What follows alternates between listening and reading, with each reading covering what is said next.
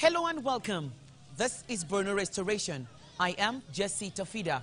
On today's episode of the program, we will take you through efforts made by Governor Babagana Zulum in addressing the plight of vulnerable women and girls from education, job creation, economic empowerment and resettlement.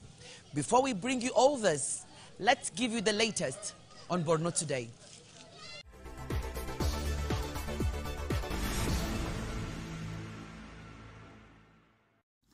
It's the second international conference of the Faculty of Management Sciences, University of Maiduguri. Gathered in this hall to attend the summit are experts and key players from across the country. How best to expand economic opportunities and provide solutions to the challenge is the focus of this meeting. Over the next few days, we will be engaged in rigorous discussions and knowledge sharing, as well as explore the complexities of sustainable development, examine the challenges and opportunities of expanding economic frontiers, and identify emerging solutions. Ensuring youths are well educated and able to translate into productive employment through digital economy is what experts say can help reduce poverty. Some countries have made significant progress, while in Africa, many countries are still struggling to even attain 30% of the implementation. The major issues I spoke on how to make use of the remaining 5 years and be successful, there are opportunities. These opportunities are many.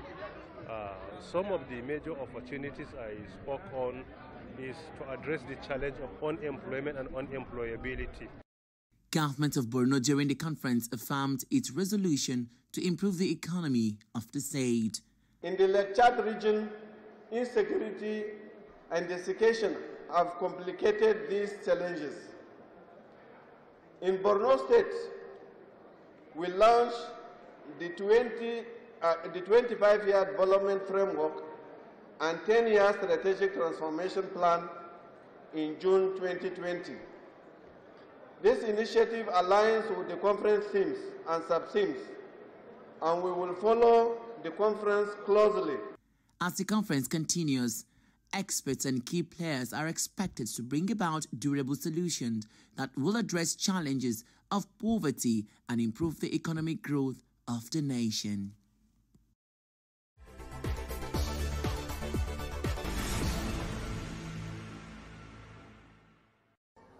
These girls, numbering 500, have been trained by Grow Strong Foundation on various skills. They have been out of school for years due to Boko Haram insurgency, but they have now been trained through non-formal learning center and are ready to be mainstreamed into formal education system. This project that we are here today is NHF Nigerian Humanitarian funded project. That is being implemented by GSF in partnership with Norwegian Refugee Council NRC. This project has enrolled 800 out-of-school children. We are now moving out of the emergency, looking at more sustainable and development nexus of implementations. So this support is not one time off, because they have been trained on these skills. They have learned these skills. With this startup that we are providing them is a go. Because with this, they can now be able to continue getting something, an income, and generating income for themselves and their family. The training carried out in 2 locations of Gwenga 3 and Mary Primary Schools is expected to improve the living conditions of the girls. It has impacted a lot in the life of the beneficiaries, because the feedback Grow Strong Foundation has been getting from this community is awesome. And then it has also created a lot that children that are sitting down at home doing nothing, now they have a skill that could sustain them and their family without going out to do other things that are not beneficial to the community. The girls have been trained in areas of tailoring, baking, shoemaking, among other entrepreneurship skills. He says, "We are very much grateful for this gesture by GSF. It will take our girls off the street and will make them to be independent. Each of the girls went home with at least one entrepreneurial startup kit. They are sure to use the items for the purpose intended.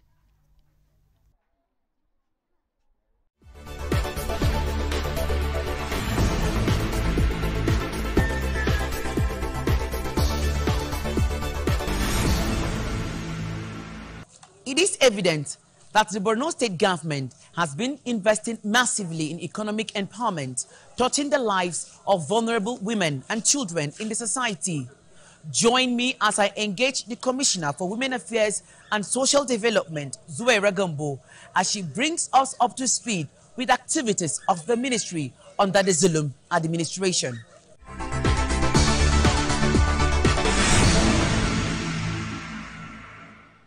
For us, it's a big opportunity. It's a more challenging opportunity because you were there before and now you have been recalled. So expectations are very high. But for me, it's a period of consolidation. An opportunity to build on what has been established, especially when it comes to issues relating to women and children and people living with disabilities. So we are grateful for being able to be given this opportunity again, and we hope to deliver the mandate and keen into the leadership of our principal, Professor Zulum. Well, we are glad, we are grateful, we are happy that security has returned to Borno State. And as a result of that, all the components of the 10-pact agenda of His Excellency have taken fruition, one of which is the resettlement of IDPs and other victims of the insurgency.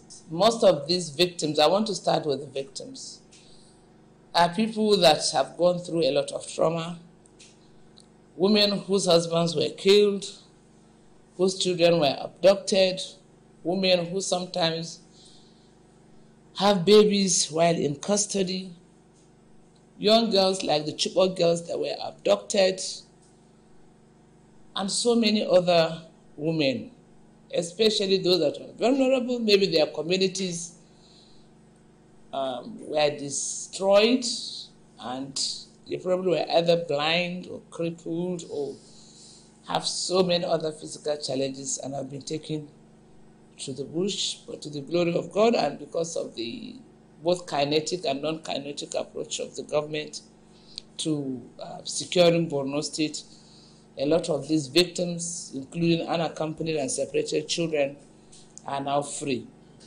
and are being reintegrated to their families after a very diligent and thorough family tracing processes. And so that alone, the idea of reconciling families, the idea of reintegrating displaced persons, the idea of repatriating people that were hitherto displaced, to a large extent has brought happiness, confidence to the people. And so because a large number of these people are women and children, we are very much involved. We have taken part in tracing and reintegrating over 5,000 children, yes, who were separated from their families, who were unaccompanied. We have a very strong team of social workers and other partners who support us in this initiative. Once a child or children are brought out of the bush or found loitering around or picked anywhere, the first thing we do, bring them to the rehabilitation center and engage them in very serious mental health and psychosocial support. Having satisfied their mental status and other physical examinations and confirm that they are well and fit, we begin the process of family tracing. And this we do by identifying their local government areas, their ward the team of social workers will now go to these villages and communities with the pictures of the victims, having visited the communities and confirmed through a very strong structure on ground. The traditional rulers are involved, the religious leaders are involved, the women leaders, the security agencies in that community are all involved, and certify that yes, this child, even though was abducted or maybe kidnapped some couple of years ago, we can categorically tell you that this child came from this community. We now come back, the team of social workers will return to the center and now invite the families and the community leaders, including the local government officials, to ascertain again that this child, whom we have traced the family, is ready for reintegration. And when they are going home, the government, with support from our partners, especially if it is children, UNICEF, they are taken back to their families and their communities with support in terms of food, in terms of skill acquisition, startup paths, because while they are in custody, they undergo some form of training, so that at the end of the day, they are given startup paths to join their communities. I think you understand. They are not going back as vulnerable people, but as if they are children, they have been trained in some kind of skills, and while they are in the rehabilitation center, they go through what we call temporary learning systems. We have spaces within the rehabilitation centers that give these children some form of education, both Western and Islamic. So by the time they are going back to their communities, they are well equipped to continue schooling in the communities. And bearing in mind that the government has already rebuilt schools, rebuilt hospitals, provided houses for the returning displaced persons, these children are well taken care of, and the education continues in the communities of return. Again, we have a very good partnership with some of the agencies we are collaborating with. So they may have come out as very vulnerable children, but because the government has put a structure on ground to support their family tracing, to support their integration, and sustainable way of life in the communities of return, that way life has returned practically to normal in Borno, and everybody is being carried along. At the same time, you asked about the women. There are women who come out, maybe widows, their children, their husbands have been killed, or they were abducted and kidnapped. The same process is followed. We trace their families and reintegrate them with their families. If she was taken away from her husband and the husband is alive, beautiful, we reintegrate them. And while they're in our custody again, they are trained in various skills: tailoring, cap making, incense production, all kinds of skills that they can go to practice when they go back to their communities. And these skills are administered after a very thorough needs assessment. It is based on what they want to learn, because we have so many skills. And this again, when they return, they go back with what to continue with the skills. And we also capture very seriously financial management studies. It's very important, because it's not just about learning the skill or being given the equipment to practice the skill, but having a sustainable business that is manageable and sustainable. Talk to us through some of the initiatives you brought about to put smiles on the faces of women in Maiduguri. Basically, since His Excellency became the governor of the state, we have a very robust partnership with the wife of the governor, our first lady. We are able to celebrate and mark all the days that have been documented by the UN as days that are kept aside to celebrate women. For instance, the International Women's Day, the 16 days of activism against gender-based violence, the International Day of the Girl Child. Even for children, we celebrate the Children's Day on the 27th of May. We also have the International Day of Peace, which also women, exactly. So each of these days are set aside by the government of Borno State to impact on what do women need? Is it education? Is it health? Is it economic empowerment? And this also involves those IDPs in the camp before they were closed and other victims of gender-based violence. How do we do that? For instance, for the internally displaced persons, we go around the camps, identify a certain number. The first time we did it, we empowered 300, 30 from 10 camps who have been trained in various skills. So to mark that day, the governor's wife spent the whole day with them, sensitizing them on their rights as women, on closing up the generation, doing away with the culture of silence, giving women voice. And she realized that you cannot give a woman that is hungry a voice. You cannot give a woman that cannot send her daughter to school a voice. You cannot give a woman that is not educated a voice. So all these factors come to play when it comes to empowerment. It's just not about giving them tools. No, it's a holistic way of building their confidence, returning the lost security which they had suffered as a result of the insurgency, and most importantly, empowering them to have a sustainable way of life.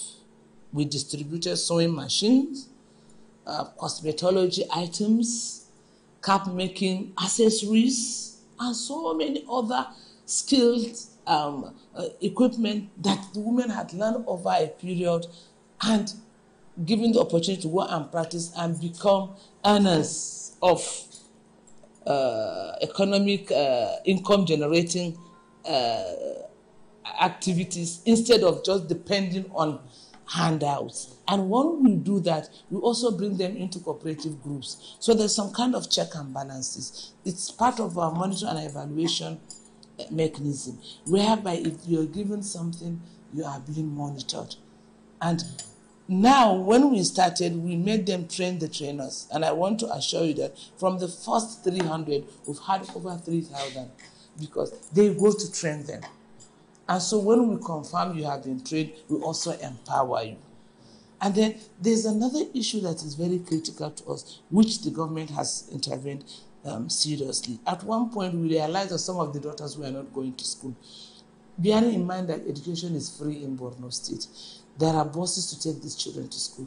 In that dawn, we did a census in the host communities where we have very vulnerable women. I realized that some of the mothers cannot even afford the 50 naira that you give your child to buy maybe kuli snack or akara. And so the governor and his wife said, if people should bring up some kind of data based on the census the ministry did. And we were able to identify such women in communities where we decided on skills that do not need vigorous training. And so we empowered them as vendors, food vendors.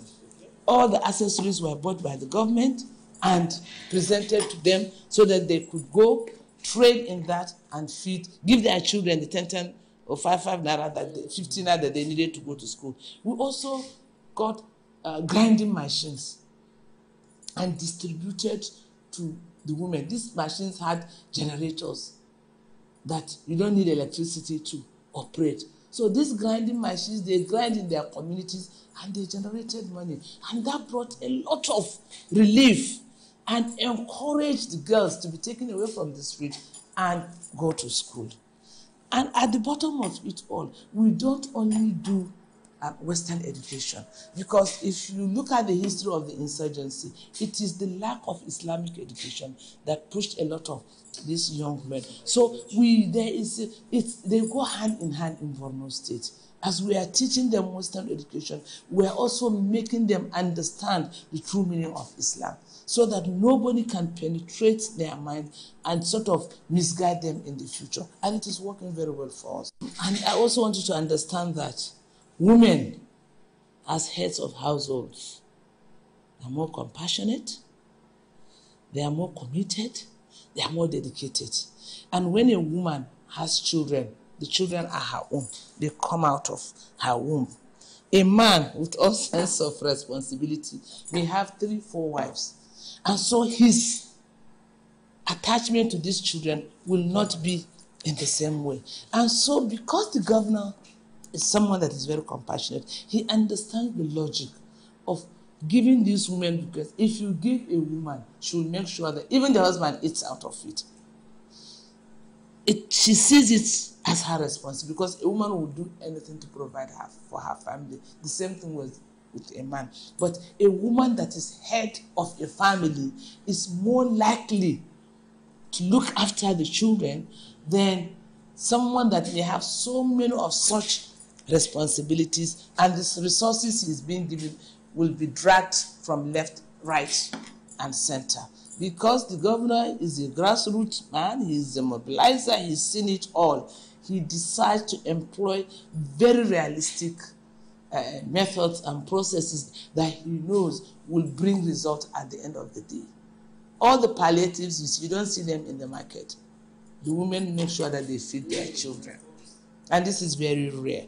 And because he has done his homework and he knows that once you empower the woman, it is the entire family you are empowering. And I think that is the logic behind his method